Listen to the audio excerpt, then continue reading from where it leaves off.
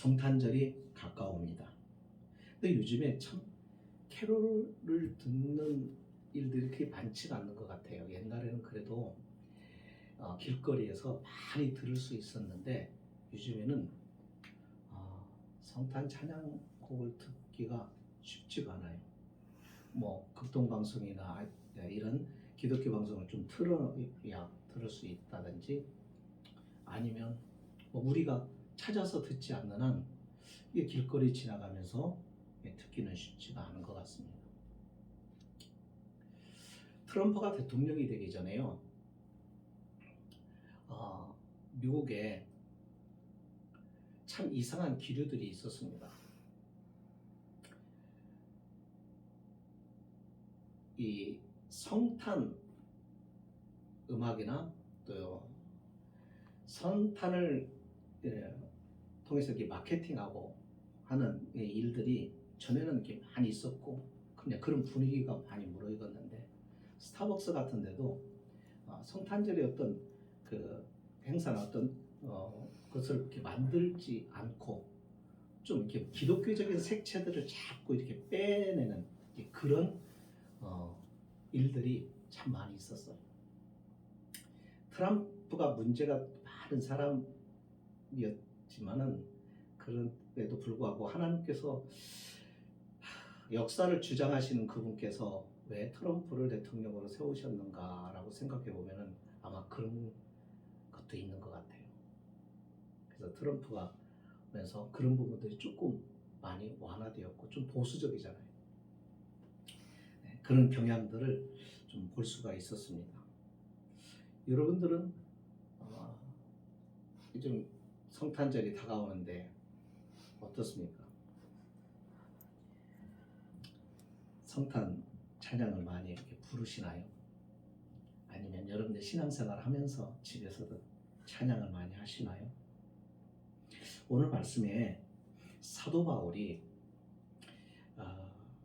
에베소 교회에게 서신을 보내면서 딱 첫 마디가 찬송하리로다 이거예요. 찬송하리로다 라고 소리를 지릅니다. 그의 삶에 놀라운 감격이 있었기 때문에 이런 이야기를 먼저 꺼내는 거죠. 찬송은 힘들고 어려울 때만이 아니라 이 찬송을 부른다는 것은 가장 우리의 심령에 큰 위로와 기쁨과 그러니까 세상에서 누리지 못한 하나님만 해주시는 어떤 특별한 은혜와 그 섭리를 체험한 자가 마치 내 안의 마음에서 화산이 폭발하는 것처럼 그 열정과 기쁨과 그 감동과 감격이 솟구쳐 오르는 그런 경험 속에서 나도 모르게 본능적으로 하나님을 향하여 찬송하자.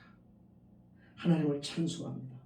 이런 고백이 나오는 것과 같은 그런 마음과 심정을 가지고 사도 바울은 찬송하리로다 라고 시작합니다.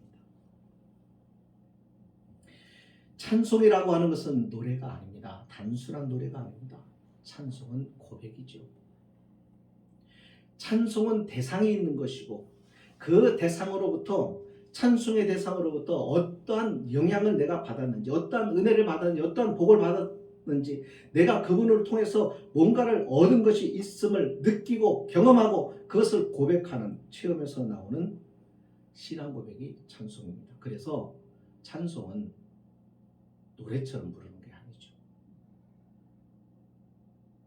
찬송을 잘 부른다는 것은요.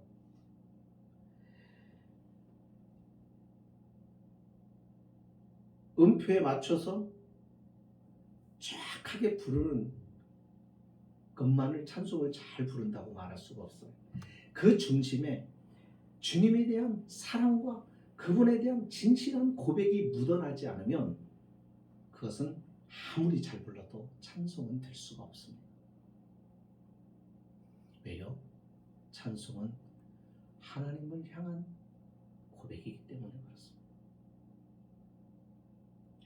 길거리에 성탄 캐롤이 아무리 울려도 하나님은 그 그것을 받으시지 않습니다. 하나님이 받으시는 찬송은 하나님을 사랑하는 사람, 하나님과의 관계 속에서 늘 하나님이 베푸신 은혜를 가슴에 깊이 느끼고 경험하며 살아가는 성도가 진실함으로 주님을 향하여 그 은혜에 감사하여 부르는 노래, 그 고백을, 그 마음을 받으시는 것이죠. 우리는 예배를 드릴 때도 찬송을 드립니다. 그 찬송에 마음을 담지 못하면, 주님을 사랑하는 마음이 없으면 우리는 노래를 부르는 것이지 찬송을 부르는 게 아닙니다. 사도 바울은 하나님을 찬송한다고 그렇게 말하면서 에베소의 교회의 말씀이 증거가 되죠. 자, 그는 왜 찬송을 부른다고 말했는지 오늘 말씀에 보면요, 그 내용을 소개합니다. 복을 받았기 때문이다. 복을 받았대요. 근데 이 복이 어떤 복이라고 말하냐면 신령한 복이라고 말합니다. 복이라고 해서 다 같은 복이 아닙니다. 여러분, 우리가 생각하는 복과 하나님이 주시는 복과는 다른 거예요. 하나님이 주시는 복과 우리가 원하는 복은 차원이 달라요. 일반적으로 사람들이 말하는 복은 대체적으로 내가 갖고 싶은 것을 가졌을 때, 내가 누리고 싶은 삶을 누렸을 때, 내가 소유하고 싶은 것을 소유했을 때, 내가 올라가고 싶은 위치에 그 자리에 올라갔을 때 나는 복을 받았다라고 생각합니다. 근데요, 이 복은요, 성도가 누리는 복이 아니에요. 사람들이 이해하는 복이, 근데 그 복이 언젠가는 사라져요. 내가 복이라고 생각했던 것이 이제는 우리의 육신의 생활과 함께 다 끝나요. 그러면 그것은 아무런 의미가 없죠. 여기서 말하는 신령한 복이라는 것은 특별한 복이에요. 세상이 줄 수 없는 복이에요. 세상에서는 얻을 수 없는 복이에요. 이 복은 차원이 다른 복이에요. 이 복은 일시적인 복이 아니에요. 절대적인 복이에요. 영원히 소유할 수 있는 복이고, 이 세상에서뿐만 아니라 이 복이 계속 이어져 영원 세계까지 또 누리게 되는 복을 말하는 거예요.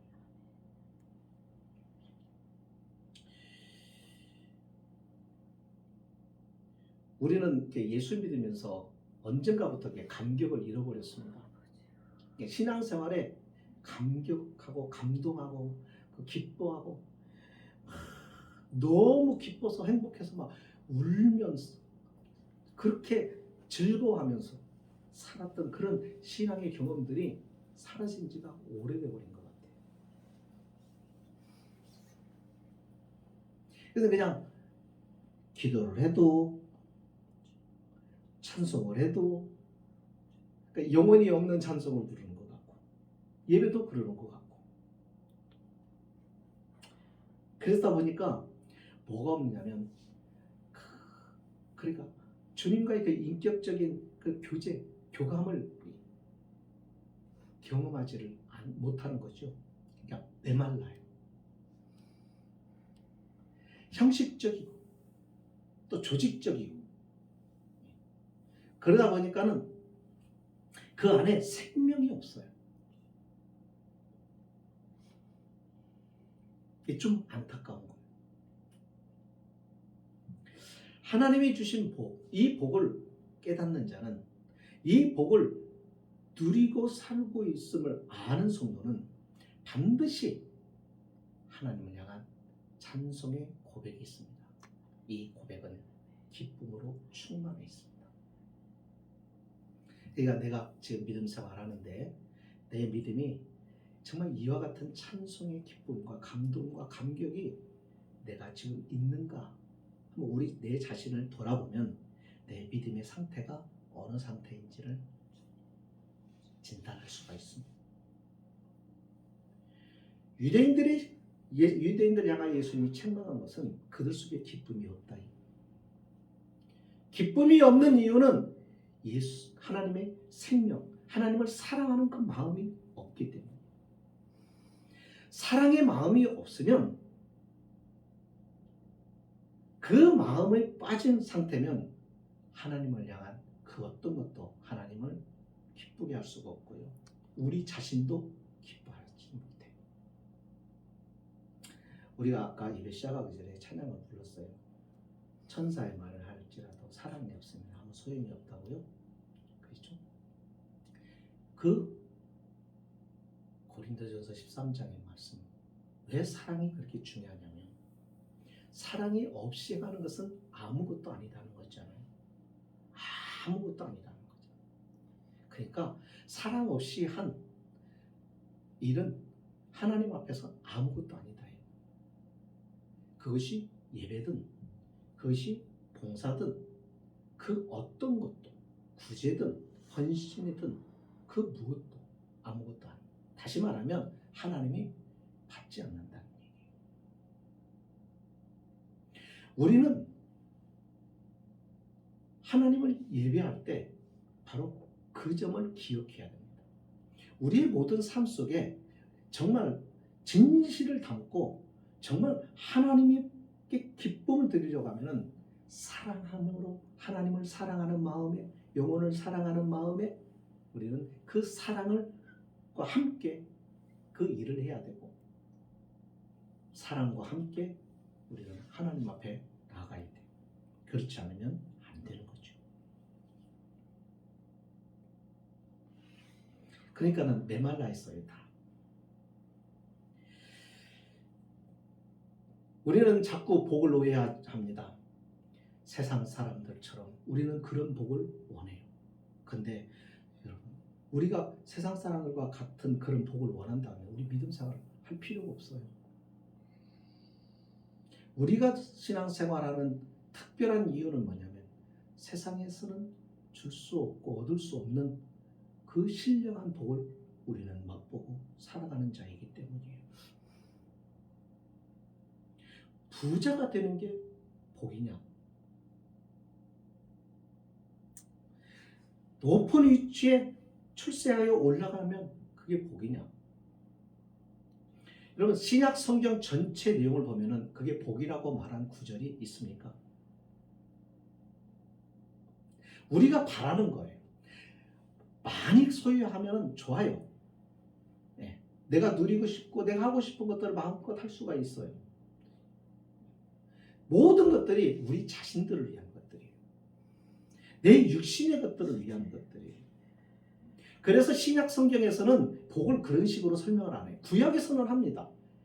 구약에서 말하는 복하고 신약에서 말하는 복하고 사실 내용은 같은데, 중심은 같은데 표현하는 방법이 달라요. 구약에서는 복을 얘기할 때 지경을 넓혀주고, 구약에서 복을 얘기할 때 재산이 증식되고, 그렇죠? 가축들이 번성하고, 이것을 이야기하죠. 그런데 신약에 와서는 축복을 그렇게 말하지를 않아요. 그렇죠? 무슨 차이가 있느냐면, 구약시대 때는 성령이, 예수 그리스도가 오셔서 그 영으로 우리 안에 거하시고 함께 거하시는 일들이 구약에서는 없었어요. 그래서 그 사람들은 복에 대해서 이해를 할 수가 없는 것이에요. 하나님의 주시는 그 본질, 복에 대한 본질을 이해할 수가 없었기 때문에 복을 설명하기 위해서 물질적이고 이런 것들, 재산, 또 땅, 이런 것들로 복을 설명을 합니다. 그것을 통해서 그들이 갖는 마음이 어떤 마음? 여유, 넉넉함, 풍요로움, 이런 것들을, 거기서 기쁨, 평안, 편하잖아요. 근데 그것이 신약시대에서는 그렇게 말하죠. 진정한 그것은 세상에서의 복이고, 진정한 하늘을 소유한 자, 영생을 소유한 자가 누리는 진짜 복은 이 땅에서와 하늘의 것과 다른 게 아니다는 거예요. 예수 그리스도를 통하여서 우리는 하늘에 있는 영원한 것에 그 축복을 우리는 예수 그리스도를 통해서 이 세상에서 맛보는 사람들이거든요. 구원받은 사람들이 받는 복, 신령한 복이라고 하는 것이 바로 그거란 말이죠. 이 세상에서의 복이 아니라 일시적인 복이 아니라 영원히 누리게 되는, 맛보고 살게 되는 그 복을 예수 그리스도를 통해서 당겨서 그리스도를 통하여 우리가 거기서 누릴 복을 맛보는 것이거든요. 그것을 신령한 복이라고 말해요. 영혼의 복이에요. 그래서 이 복은 기쁨이 있습니다. 그 기쁨이 외부로부터 오지 않아요. 환경과 상관없어요. 늘 그 기쁨이 우리 안에서 감동과 감격으로 솟구쳐 올라요. 샘솟는 기쁨이라고 하는 찬양이 바로 그래서 있는 겁니다. 이 기쁨을 맛보는 것이죠. 그래서 예수 그리스도를 통하여 예수님이 오셔서 우리에게 그 기쁨을 주신 거예요. 그러니까 오늘 본문에도 이게 보면은 그 복이라고 하는 것이 어떻게 주어졌느냐 말씀을 합니다. 어떻게 주어졌어요? 그리스도 안에서. 그리스도로 말미암아 주어졌다라고 말해요. 그리스도를 통해서 주어진 복은 그리스도를 통해서 우리는 얼마든지 경험할 수가 있는데요. 이 복이 어느 정도 얼마만큼의 복을 우리가 받았느냐면 모든 복을 받았다라고 말합니다. 모든 복이. 다시 말해서 하나님이 우리에게 주실 복, 또 우리가 받을 수 있는 복의 모든 복을 다 그리스도를 통해서 받았다는 것. 이 복은 세상에서의 복이 아니라 영생의 나라에서까지 누리게 되는 그런 복을 말하는 거예요. 그 중에 최고의 복이 뭔지 아세요? 하나님과 같은 신적인 삶을 살아가는 거예요. 여러분, 인간이 피조물인 인생이 누릴 수 있는 복에서 최고의 복이라고 하는 것이요, 신의 성품에 참여하는 것, 하나님의 성품에 참여하고 하나님의 신적 권위에 누리는 그 축복을 함께 누리는 거예요. 예수 믿는다는 게 뭐냐면 예수 그리스도 안에서 주님과 우리가 하나가 되는 거예요. 주님과 우리가 하나가 된다는 것은 주님이 누리시는 그 기쁨과 주님이 누리시는 그 영광을 우리가 함께 누린다는 거예요. 어떻게 가난한데도 우리는 감사하고 찬송하고 감격하고 살아갈 수 있나요? 어떻게 병들었는데도 성도는 감사하고 찬송하고 기쁘게 살아갈 수 있을까요? 고난이 오는데도 어떻게 찬송을, 자신의 생명의 위협을 받고 감옥에 갇혀 있는데도 어떻게 찬양을 할 수가 있어요? 이거 성도만이 할 수 있는 거 아니에요? 어느 종교도 그들이 환난과 곤고한 일을 당했을 때 즐거워하고 노래를 부른다는 종교는 없습니다. 이것은 하나님만이 주실 수 있는 복이에요. 그러니까 신앙생활의 매력은 그런 거죠. 세상 사람들이 범접할 수 없는 그 감동과 그 기쁨과 환희를 우리는 예수 안에서 맛보는 사람입니다. 그게 있으니까 가난해도 병들어도 감사할 수 있고 노래할 수 있고 그런 거 아니에요. 사람들이 예수님을 이해 못했어요. 그가 왕으로 왔다면서, 그가 우리를 구원하러 왔다면서, 그런데 왜 고난을 받아? 왜 사람들에게 무시를 당해? 왜 사람들이 십자가에 매달아도 그냥 그대로 바보처럼 힘없이 맥없이 그렇게 당하는 거야? 당하면서 우리를 구원한다고? 여러분, 이게 일반 세상적인 상식이에요. 세상의 논리예요. 이해가 안 되잖아요. 그런데 주님이 그렇게 해서 십자가에서 죽으심에 어떤 결과를 만들어냅니까? 하나님의 능력이, 하나님의 나라가 만들어집니다. 이 세상에 보이지 않는 하나님의 나라가 세워집니다. 그분이 왕이시고 그 왕이신 주님을 섬기는 하나님의 백성들이 생기기 시작합니다. 그리고 그 예수 그리스도를 통하여 오늘도 그 예수 그리스도와 교제가 이루어지고 그 예수 그리스도를 통하여서 하늘의 부유한 것들을 끌어당겨서 그 예수 그리스도를 통하여 맛보며 살아가는 진정한 복, 이 축복을 맛보며 살아가는 사람이 성도이죠.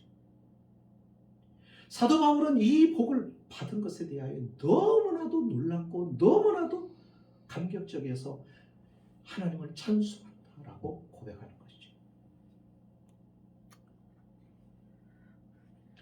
우리는 너무 귀한 것을 받았는데 이 귀한 것의 가치를 우리가 자꾸 잊고 살아가는 것 같아요. 믿음 생활이 즐겁습니까? 안 그렇잖아요. 주일 예배 드리는 것도 겨우겨우 안 가면 안 되겠고 드려야겠고 그래서 오신 분들도 많거든요. 어쩔 수 없이 세례는 받았고 직분은 있고, 제가 여러분들 보고 뭐라고 하는 게 아니라 제가 제 자신을 보면서도 그래요. 목사인데도 그럴 때가 있단 말이에요.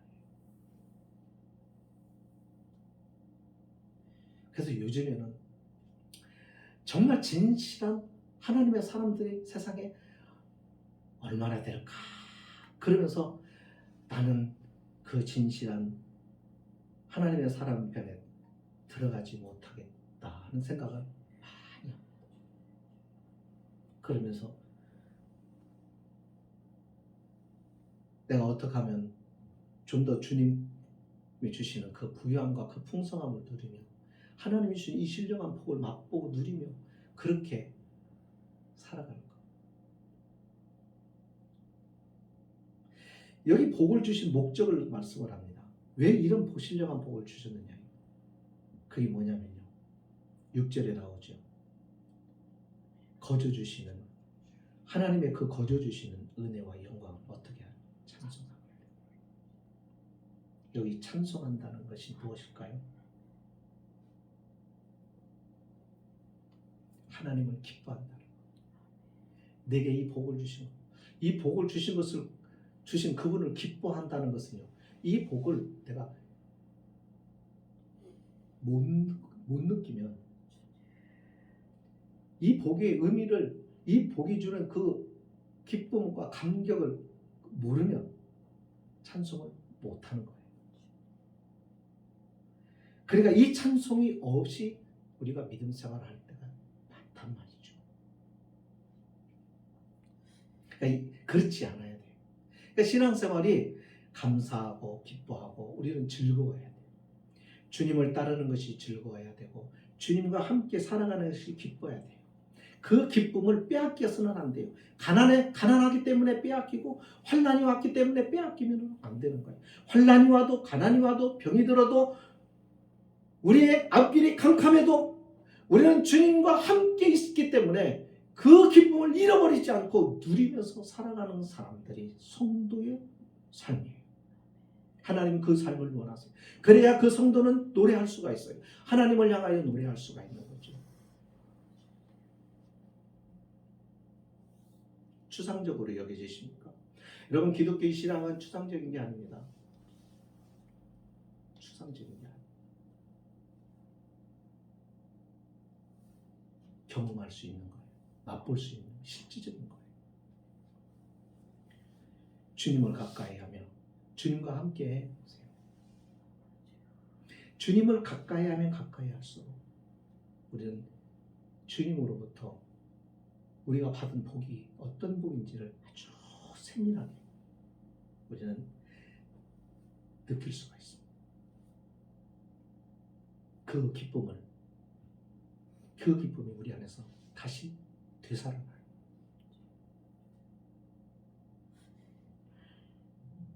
하나님이 이 복을 언제 주셨다고 말해요?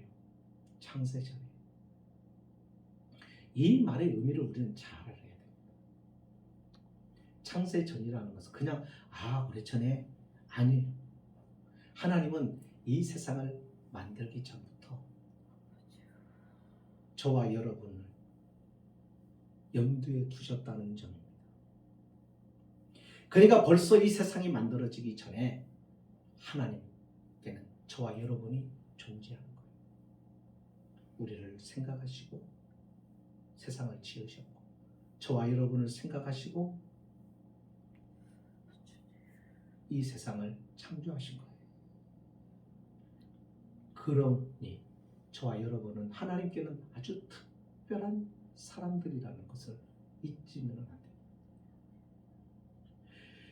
그것이 하나님이 나를 특별하게 생각하시기 때문에 내가 구원받은 것이고 내게 예수를 허락해 주신 것이고 그 예수 그리스도를 통하여 우리는 다 주신 거예요. 여러분 세상에요 자기 자식을 내놓았으면 다 내놓은 거 아니에요?